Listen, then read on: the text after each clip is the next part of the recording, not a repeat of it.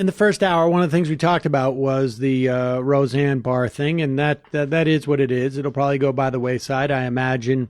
In the right-wing fever swamp, Roseanne will become a martyr until she starts tweeting out other crazy stuff like she does over time.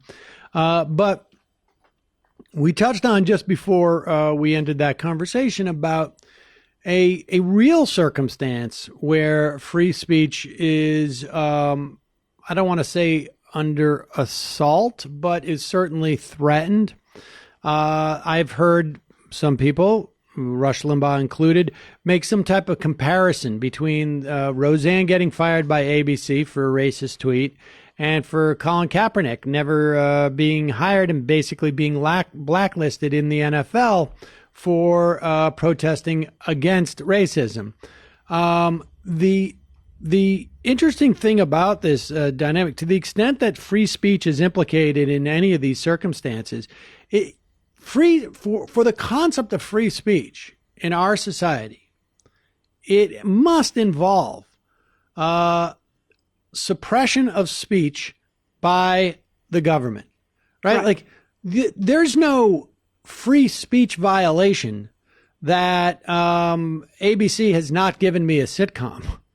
There's no free speech violation that I don't host my own show on MSNBC.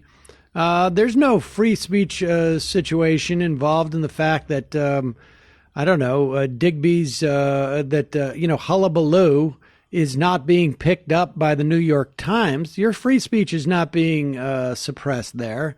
Free speech requires government intervention. And to the extent that we have any case of that over the past couple of months, what the NFL ownership has done in light of the bullying, and granted it's not official, but of the intimidation brought by Donald Trump, and we certainly have seen the dynamic in the past where he's rewarded people who do what he says, and he's punished people who don't, and has bastardized and corrupted the regulatory state for that ends. But the NFL ownership a couple of weeks ago capitulated. They decided to change the rule. If you're going to be an NFL player and you plan not to stand during the singing of the anthem, then stay in the clubhouse, which is what they all used to do, frankly, before the Defense Department paid the NFL to bring them out to push so-called patriotism. Mm-hmm. And that the effectiveness of Donald Trump doing that at this stage is rather disturbing, and it's certainly disturbing in light of what you wrote in Salon this week, that Trump's contempt for the rule of law is deeply troubling and getting worse. I mean, to the extent that he's acting authoritarian, where would you put this on the scale of how authoritarian he is relative to where he was, let's say, a year ago? Well, I think there are a number of ways. I mean, that's one of them. And not only did he call for people to be fired for refusing to stand for the anthem, he also he is now taking credit for the fact that the NFL has done what he said. So essentially, it may not have been an official document that he signed, but he personally believes and is taking credit for, and many of his followers believe, that he's the one who effected this particular change. So he's the president of the United States, and whether he's probably right.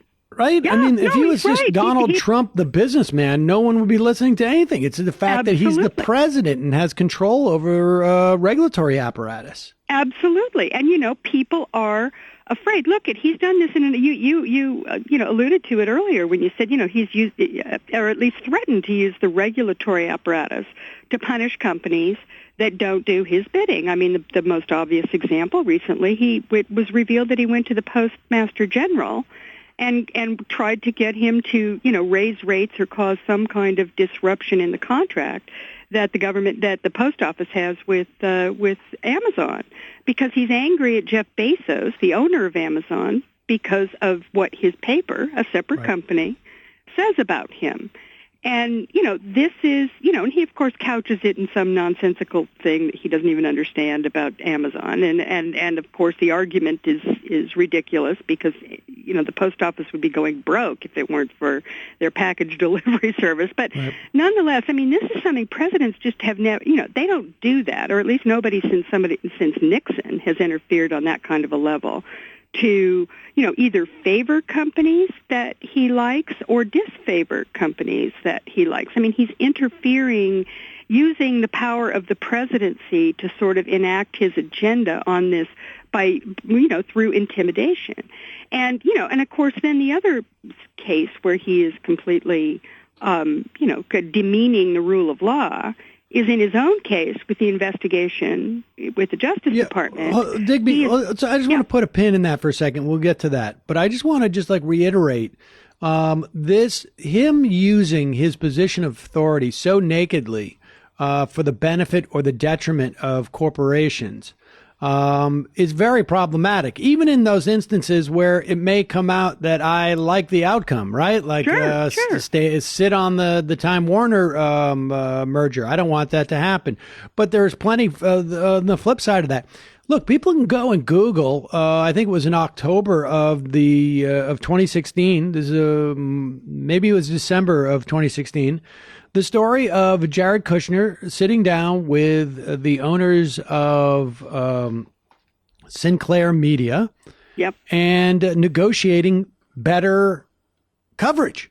Literally, there was the headline was, Jared Kushner was bragging about them sort of negotiating for better coverage. Well, Sinclair Media, months later after the presidency, they're in a position, and the FCC, I think, has okayed it by now, to expand their reach by 3 times as wide as it should be based upon existing law under some type of reinterpreted loophole by the FCC. So we have a lot of examples.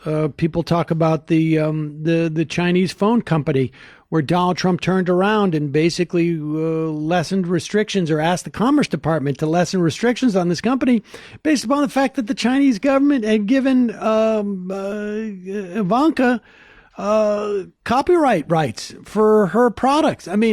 There's a lot of naked quid pro quo in this administration. And you also write about the total disrespect for the rule of law. We got to take a break, but when we come back, we'll hear more about that. A lot of it, surprise, surprise, centers around Donald Trump's relationship with the Department of Justice and, frankly, the Attorney General.